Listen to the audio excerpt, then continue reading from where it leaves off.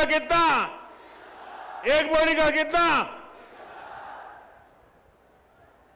और भारत के किसानों को वही खाद की बोरी 300 से भी कम रुपये में दी जा रही है। 3000 के सामने 300 रुपये में। सप्लाई चेन की इन मुश्किलों के बीच पिछले 2 महीने से हमारे पड़ोस में ही इतना बड़ा युद्ध चल रहा है। इसका असर पूरी दुनिया पर पड़ा है और भारत पर तो और भी गंभीर असर हुआ है। साथियों, भारत के पास बड़े बड़े तेल के कुएं नहीं है। हमें अपनी जरूरत का पेट्रोल, डीजल, गैस, ये सब बहुत बड़ी मात्रा में दुनिया के दूसरे देशों से, बाहर से मंगाना पड़ता है। युद्ध की वजह से पूरी दुनिया में पेट्रोल, डीजल, गैस और फर्टिलाइजर के दाम बहुत अधिक बढ़ चुके हैं, आसमान को भी पार कर गए हैं। अड़ोस पड़ोस में देशों में क्या हाल है वो तो अखबारों में आता है।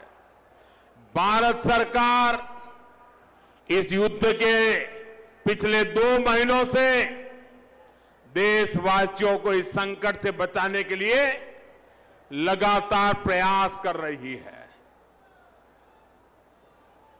नागरिकों पर बोझ न पड़े, इसके लिए सरकार सारा बोझ सरकार खुद अपने कंधे पर उठा रही है। लेकिन साथियों, जब सप्लाई चेन पर संकट लगातार बना रहे तो हम कितने भी उपाय कर लें, मुश्किलें बढ़ती ही जाती है। इसलिए अब देश को सर्वोपरि रखते हुए, मां भारती को सर्वोपरि रखते हुए हमें एकजुट होकर के लड़ना होगा। हमें याद रखना है, देश के लिए मरना ही सिर्फ देशभक्ति नहीं होती है। देश के लिए जीना और देश के प्रति अपने कर्तव्यों को निभाना, वो भी देशभक्ति होती है।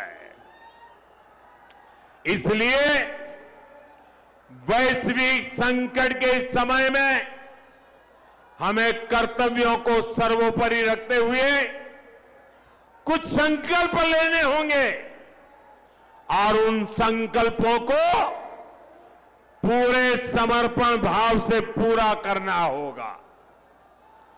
जैसे एक बड़ा संकल्प है पेट्रोल डीजल का संयम से इस्तेमाल करना। साथियों, हमें पेट्रोल डीजल का उपयोग कम करना होगा। शहरों में जहां मेट्रो है वहां हम तय करें कि हम मेट्रो का ही उपयोग करेंगे, ज्यादा से ज्यादा मेट्रो में ही जाएंगे। अगर कार में ही जाना जरूरी है तो फिर कार पूल करने का प्रयास करें और भी लोगों को साथ बिठा ले।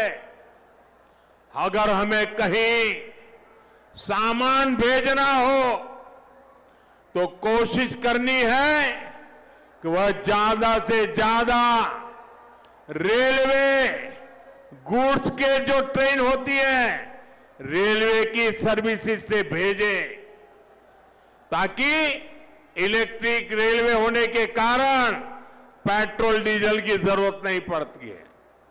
जिन लोगों के पास इलेक्ट्रिक व्हीकल है वो भी कोशिश करें कि इलेक्ट्रिक व्हीकल का ज्यादा से ज्यादा उपयोग करें।